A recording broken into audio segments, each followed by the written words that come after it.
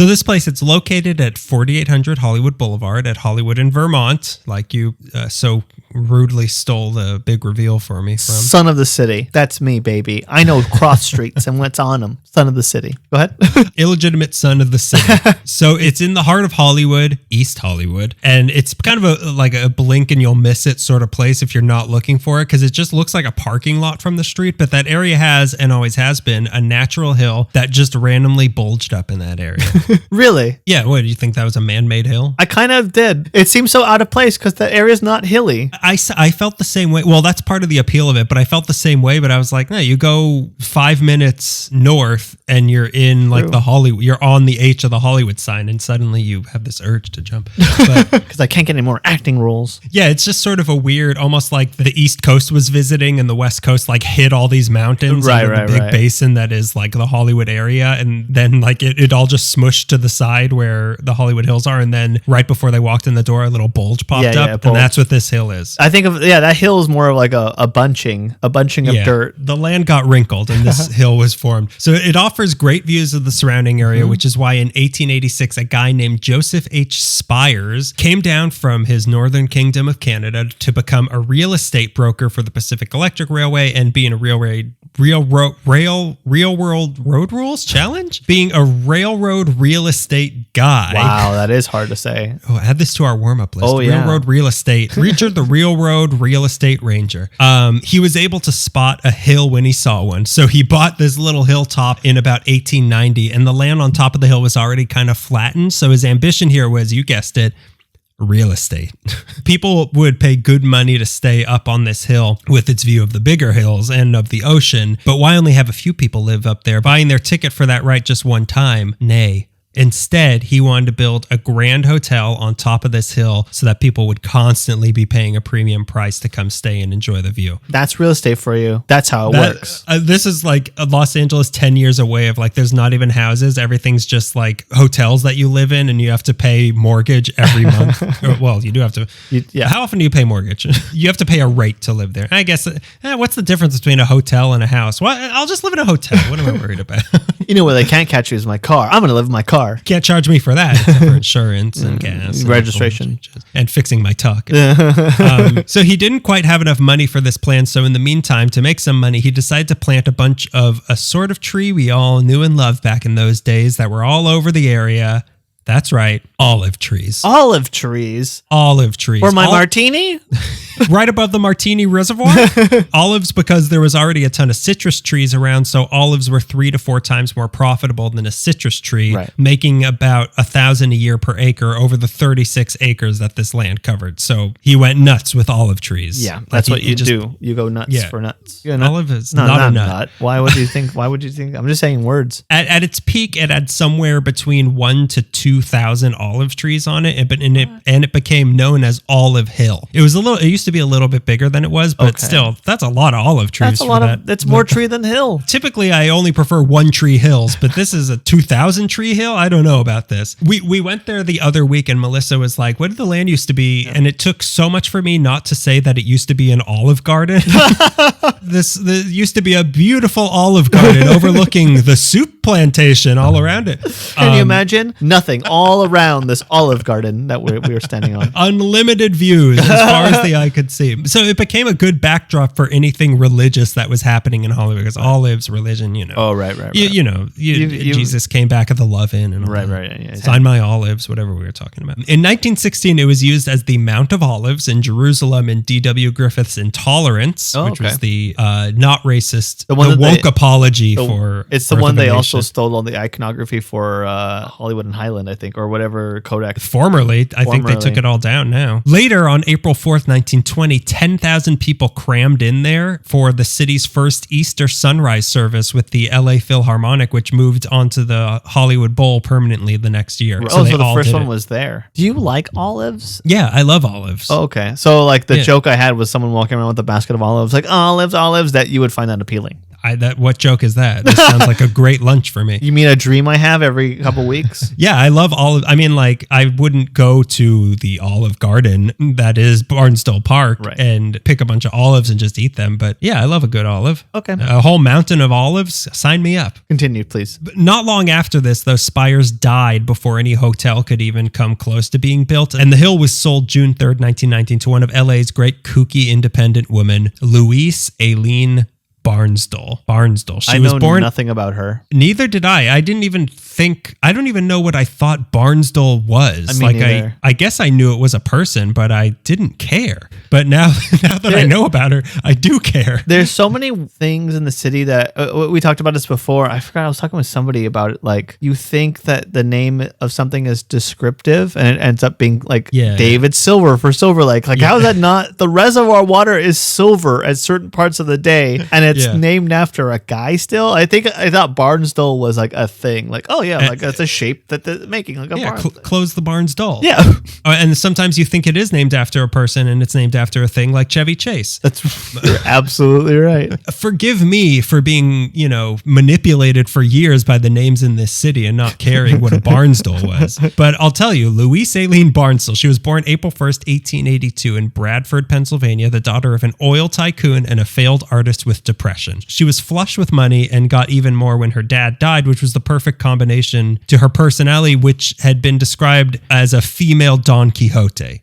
Like, she was an independent woman and now she had a ton of money to do whatever she wanted with. So I'm going to get on this donkey that I'm going to think is a horse and fight all of these windmills that are actually just olive gardens.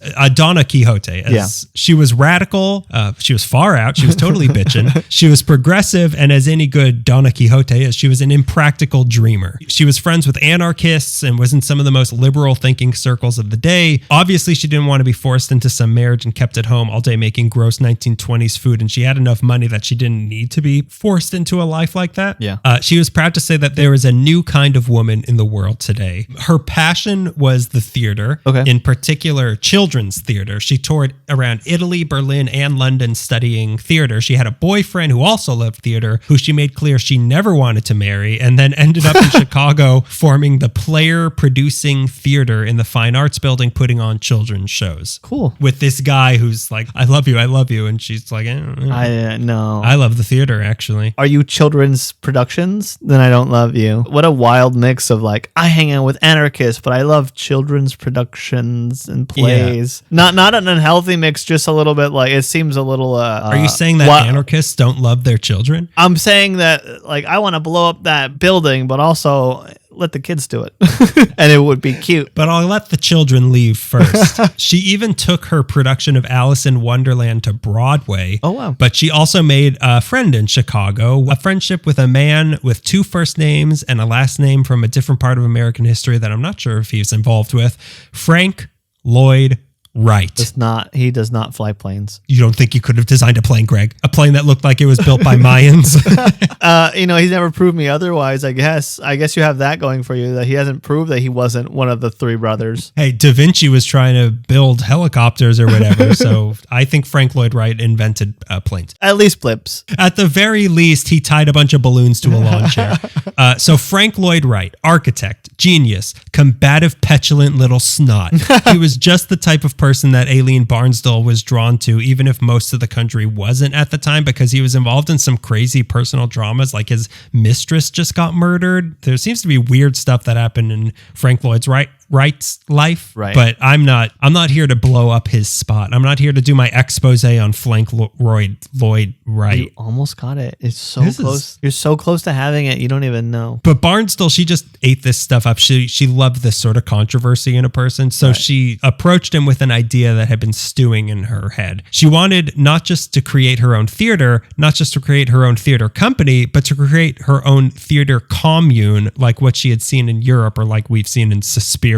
That's how I know what they're talking about. That's how there's so much red up there. She wanted a place where artists lived and trained and worked, and everybody, like, that's what her dream was. And everyone is badly dubbed. That's what they're looking for. Only the Italians. Jessica Harper speaks fine. This is what she wanted, and she felt that Wright was the correct guy to design it. She was sick of Chicago, so she didn't want him to build it there. And she said New York was the worst possible place for creative people. She felt that if the theater is again to become a great force in the world, it is going to happen here in America, where we have freedom of thought and action. And that too is why my theater must be in California rather than New York. Yeah, that makes a lot of sense. Like, I don't know, the new, I always think that. Yeah, we put the new in New York here in California. So Wright agreed to do it on the condition that she would leave him alone while he was doing it and wouldn't bother him. Let's put a pin in that. While Wright started scribbling away on his tilted desk, Miss Barnsdall came out to LA to get settled and opened up the Little Theater in the Egon Dramatic School at 9th and Figueroa, right by the pantry, and she put on very avant-garde experimental type things. She even got a congratulatory telegram from Charlie Chaplin for one of the plays she did, but she only had a few seconds to read it before it went off the screen and you didn't have time to finish reading it. You could buy another ticket. Pay more attention. We're just going to start replaying it as soon as this one's over. There's only 4 movies. Time. And combined, they last for like 70 minutes. Yeah, it makes me so nervous whenever I'm watching a silent movie and a title card comes on. Even just like a biopic and they're explaining like the year was 1972. I'm like, oh my God.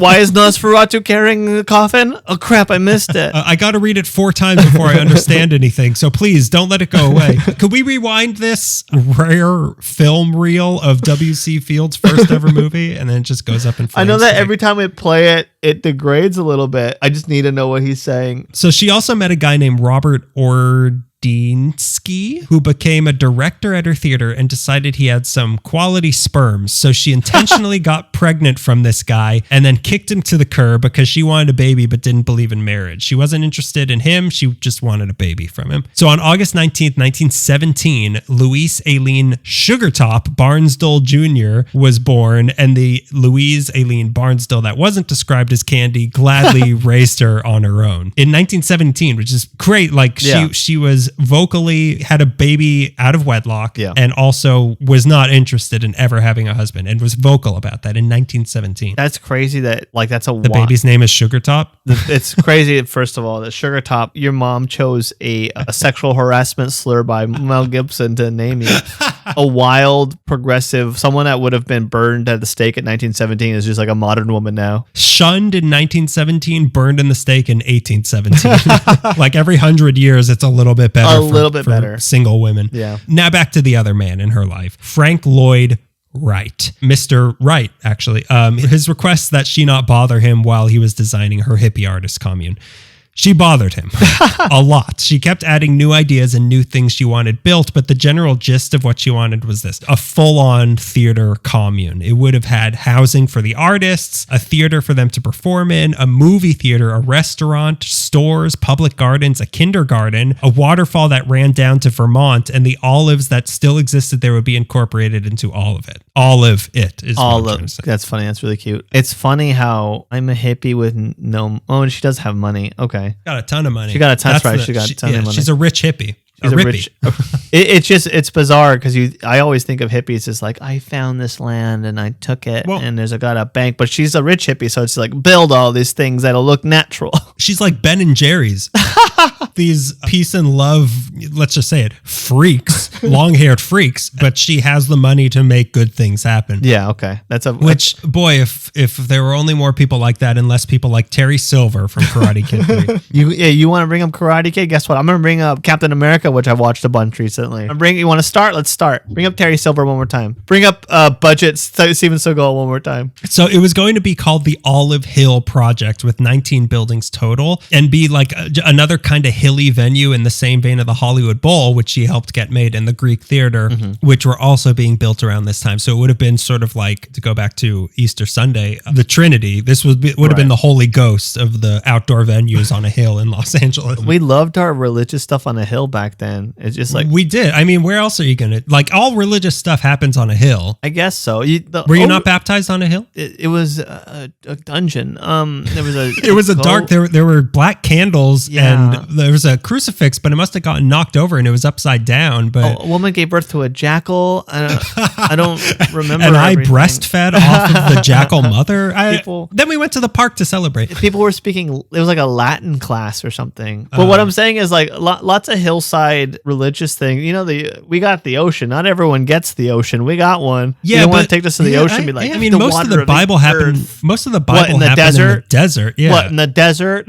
Yeah, I don't know why. I mean, there's the Sea of Galilee. Oh. Yeah, I don't know why more religious stuff doesn't happen by the beach. I don't know. Moses is going to split the water up. River. Yeah, that's just Billy Bass. That's Billy. The Father, the Son, and the Billy Bass. Take me to the river. Anyway, the centerpiece of all of this was going to be the new home Wright was going to design for her to raise her daughter in, the Hollyhock House. This was Frank Lloyd Wright's first project in Los Angeles, and because of that, it was his first foray into a whole new style and direction of his designs. He wanted to establish with this house a new local style for Los Angeles that took advantage of the LA climate by incorporated very open air designs and gardens. He believed that in California, a house should be half house, half garden, and the old Olive Garden setting was perfect for that. That's a great approach. I like that. Yeah, that meant using a Japanese technique of dissolving barriers where parts of the house like transition smoothly from indoor to outdoor places. So like you'll be walking through your kitchen and all of a sudden like, how did I get in the back alley? Oh, so there's like just missing walls or what? What I'm trying to say is he never finished it. What I'm saying is there's a wing of this house that has a lot of dirt in it. Basically, he's describing like how elves live. Yeah, I meant to bring this up to you, but Melissa, I don't know why this made me so angry, but she got it into her head that hobbits were like 5 feet tall. Like she thought hobbits were 5 feet tall. And I was like, what? They wish. It's funny that you got mad at her. Because I thought she was joking. She's like, no, aren't they just like short people? I'm like, yeah, they're really short people. Not like someone who's just a little small. But it's not like Gandalf was like, we need a secret weapon of someone who's really small and can sneak around Mordor. Get me someone who's slightly below average male height. Anyway, I brought up elves and talking about... Anyways, I just like to hear the things that you choose to get mad about, and I just find them funny, that's all. So the lack of any cohesive style that existed in LA was also a blank check for him that he used to create what he called California romanza. Romanza is like a thing in music that kind of means like the freedom to make your own form of music. Right. So this house, like many of the other houses he did in LA, combined Japanese style, Mayan, Aztec, and Egyptian elements into one kind of crazy design. Yeah, which is a thing that we get checked on by certain architectural people. Is like, you have no style. You just, it's just a mishmash, but like that's the style. I like that. Yeah, exactly. That's like, the style is the mishmash. And then when I see like, why can't you be more like Cape Cod where every house is wooden and white? Yeah. Like what, you don't like driving through Beverly Hills and it's like a castle next door to Zorro's house and then it's a witch's house. I love that. Yeah. And you get lost trying to find a street and 20 minutes later you're like, are these cabins? This house was kind of like the ground zero for California modernism architecture. And if Frank Lloyd Wright was the father of that style, then Aline Barnsdall was the mom, or at least the person paying him to be a dad to this style.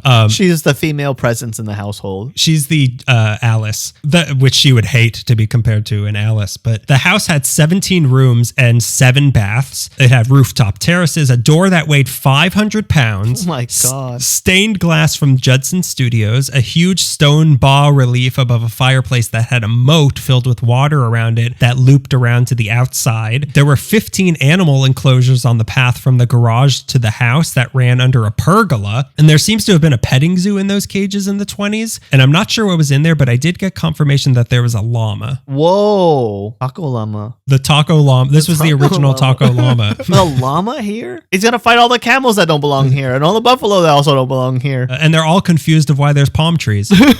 I think I know where I am. Let's ask the ostrich, who also doesn't belong here. Wright was working on the Imperial Hotel in Japan at the same time as this, so he incorporated another Japanese technique of compression and release, which is also my exercise routine. So I just tense up a lot and then relax. I'm like, wow, I burned a lot of calories. My nose is bleeding. That's pretty cool. So when you walk in there, the hallway is narrow and the ceiling is low, and then it slowly opens up into the living room when you get this huge blast of open space in there. It's like The Descent, and then you feel really good when you're in the living room. So this was the first time he did also textile block, which was when you put fabric like patterns into concrete blocks, like what you see on the Ennis house, like that design. Right, yeah. So this was the first time he did that. And I'm sorry. What's that called? Textile block. It's designed as if it's like a tapestry, but it's actually a block of cement. Yeah. And it feels just as good to lie down on, which is not good because tapestries are also not like rugs. Greg, don't get me started on rugs. I don't even know how to cut them. All I know to do is sweep stuff under them. The design on these textile blocks for this house was Barnsdall's favorite flower, the hollyhock. Right. Hence the Hollyhock House. It's kind of a geometrically deconstructed depiction of a hollyhock that's kind of H.R. Gigery.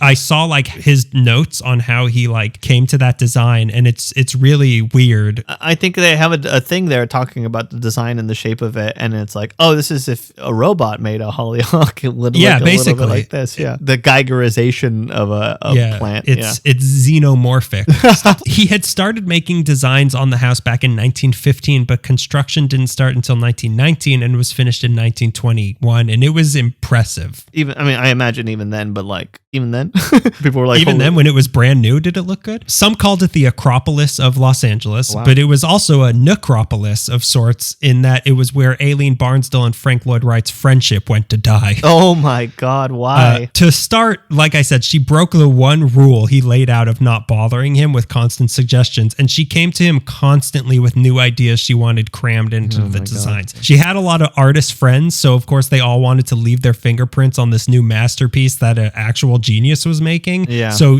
Wright had zero respect for any of her friends. He said that the hippies that wanted to live in a commune, he didn't. This accomplished man. Does the anarchist want 2 chimneys? Does the waterfall not go down the right way for the anarchist and her unemployed friends? Yeah, all of these people who are living off of their parents' dime. He said that they knew as much about building as Sodom knew of sanctity. I'm gonna have to take his word on it. That's pretty funny though. Let me explain Sodom and sodomy to you, right? Just really quickly. Do you have pictures that just real quick? That's funny that he ragged on them like that. Why would he like these? Yeah. Who likes getting suggestions from people who don't? It's like at an open mic and some drunk guy sitting at the bar. I have a joke that you could do at the end of it. Me, the Frank Lloyd Wright of comedy. In that most of my jokes are really leaky and fall apart after a little bit. Plus, she was constantly going off to travel around the world on a whim because she had millions of dollars. Right. And he was spending most of his time building that hotel in Japan. So the two were both frustrated at each other for not being there when they needed them to discuss this house. Wright didn't even get why she wanted a house since she was never in one place for too long. He called her as domestic as a shooting star. Oh, this guy's good with imagery. Who's this? Who's this? Raymond Chandler? Why don't you put that bird on a textile block, on a concrete block, and I'll appreciate it. In about 90 years, we'll write a whole book about just that. Yeah, and then Terry Silver can come and karate chop. And Barnsdall was annoyed because it was supposed to cost $30,000, but with all the delays and extravagances of working with Frank Lloyd Wright, I cannot pronounce this guy's name. It was going to end up costing $150,000. Yeah. They were fighting constantly, and eventually, with a lot of the work already complete, she fired Frank. Frank Lloyd fired him. You could fire Frank Lloyd Wright. If you're Aline Barnsdall, you could do whatever the hell you want. You could be friends with anarchists. I'm a millionaire, and I'm not quite sure what city I'm in right now, but you know what? You're fired. She's like in the middle of Mumbai sending a telegram. You're Frank Lloyd fired. Also consider he wasn't like Frank Lloyd Wright. Like, it wasn't. Yeah, that's what I'm getting. He wasn't that guy at the point. Like, he could be fired still. It wasn't like you're not firing George Clooney from the set of Ocean's 11, but maybe from ER. This firing, though, was actually a kind of history-making moment because to replace him was Frank Lloyd Wright's second in command, Rudolf Schindler, who had been brought over from Europe to work on this and ended up having a huge impact on LA architecture after this project, with this being his big break. So this created another great architect in LA history. And not only that, the guy working on the gardens was another European upstart getting his first big break in America, Richard Neutra, who Schindler brought over. So like 3 major LA architects got their start in LA on this house, which is insane. Wild. From this kooky, eccentric millionaire that's just like, build me this, build me that, as like a Doppler effect as she's going off to Tahiti. The Hollyhock House. I want another bathroom. The Hollyhock House is the Yardbirds of architecture. It's sort of the Menudo of But then Barnsdall got into a big fight with her friend who was supposed to run this commune once it was finished. And between that and the delays and the price and the basically falling out with everyone who she hired to work on it, Barnsdall just lost interest in the whole thing and abandoned it in 1923. So the only parts of this plan that were completed were the Hollyhock House, the garage, and 2 guest houses, one of which was eventually demolished. Okay. So of this grand European Suspiria witch's brew of artists and anarchists, only 4 of these 19 buildings were built. Plus, she never actually lived in the Hollyhock House. That's what because she hated the Hollyhock House. She said the roof leaked, the rooms were too small, and she needed a team of children to open the heavy-ass doors. Like she didn't like any of it. So with this grand vision of a hilltop people from Hare all living together and putting on plays down the drain, Barnsdall decided to just give all this land and all the buildings that had been built on it to the city on the condition that it be used as a library and a park and a public arts center. Again, like, we need more rich hippies. Yeah. What year was that she gave it to the park? Like 1923, I think it was. Well, we'll get to when the city actually accepted it, because this lady had a stink on her that the city did not want to be a part of, because she was, like I said, if this had been 200 years earlier, she would have been accused of being a witch. Like, she's just a progressive woman. Yeah. She stated in the deed for it that it should forever remain a park for the enjoyment of the community in general, and that no buildings be erected except for art purposes. She felt that no country can be great until the least of its citizens has been touched by beauty, truth, and freedom. Unless all 3 radiate from this little hill, it is as nothing. A generous gift with a noble purpose that, in a sign of a relationship to come, the city ignored for about 3 years, until they finally said, fine, we'll take this beautiful park and house for free on December 23rd, 1926. So for 3 years, she's like, please take this, do something with this. Please, my gift is so generous. And like, ooh, could someone taste it first? It might have anarchy in it. You have to accept my friends with it. On one condition, they get to tag it up.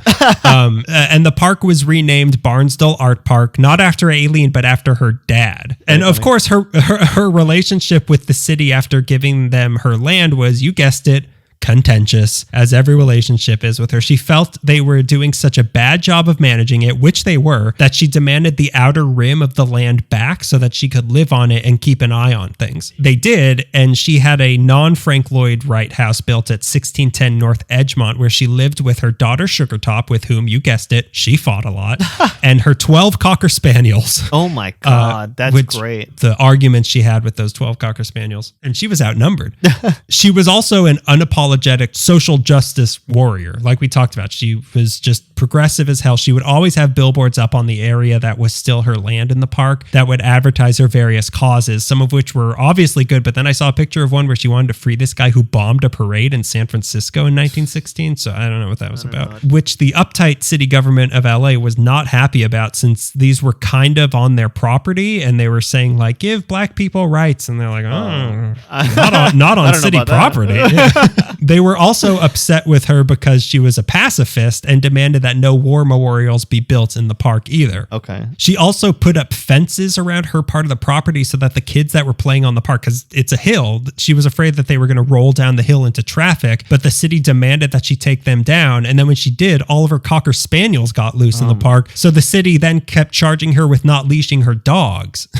It was like an Odd Couple thing, but with one person being the government of Los Angeles. Like the Felix Unger is the government of Los Angeles. She has also, she would have been burned at the stake. She also has a witch's temperament.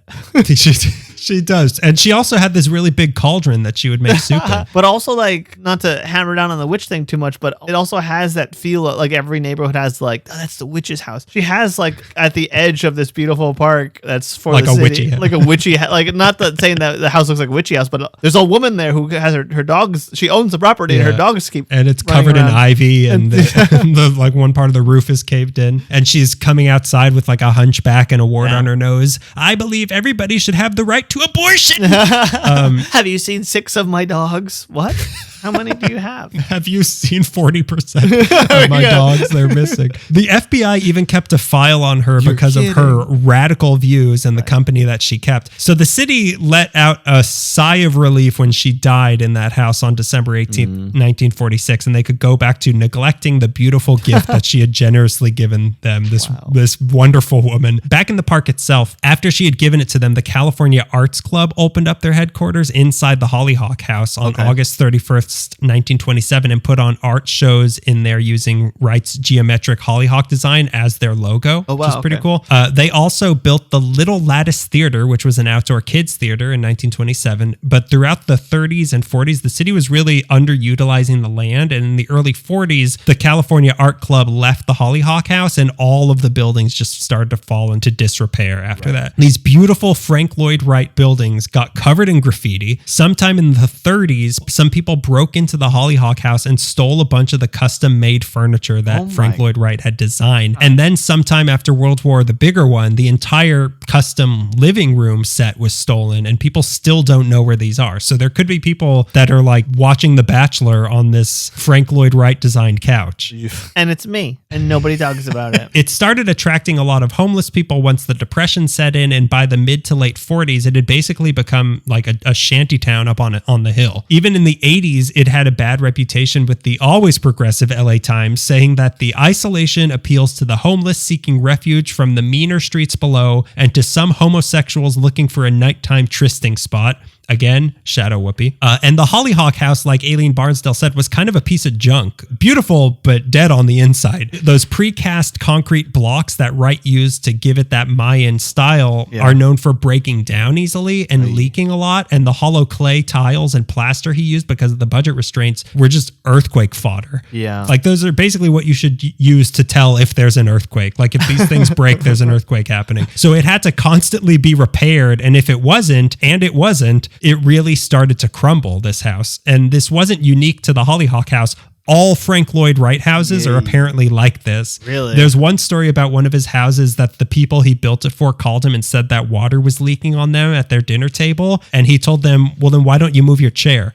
Wow. And I could design that chair for you. Yeah, I designed that. I designed that leak. That's what you were saying earlier, that when she didn't live in the Hollyhock House. When I went in there, I couldn't imagine anyone living there. Like, it's beautiful, and I couldn't see myself. Well, yeah, it's like a theory of what a house should be. Like, I'm not going to live in this artistic equation for the rest of my life. It got so bad that in 1946, the city was going to demolish the Hollyhock House. But his son, Lloyd Wright, led a renovation to save it. That same year, the Barnsdall Art Center opened there, and then in 1948, the Los Angeles Municipal Art Gallery, which claims to be the longest-running institution in LA devoted solely to exhibiting art. And the guy who founded it was accused by the city council of being a communist for using public money for art. They moved into it, and this marked the beginning of a turning point for the park towards something like what Ailene Barnsdall intended it to be. Like, they were focused on showcasing the works of local artists like a young Ed Ruscha, but more specifically, they focused on promoting the art of women and people of color, but they also had blue chip touring pieces like Van Gogh, Rembrandt's, Picasso, Toulouse-Lautrec, Jackson Pollock. They also started offering art classes in 1967 in their junior art center of not just painting, but photography, music, ceramics. Then in 1971, things took one step back and two steps forward when they demolished the art building they built and made a better permanent one. And also, like Ailene Barnsdall always wanted, a theater that could seat 299 people is permanently there. And these new buildings fit in well because they were inspired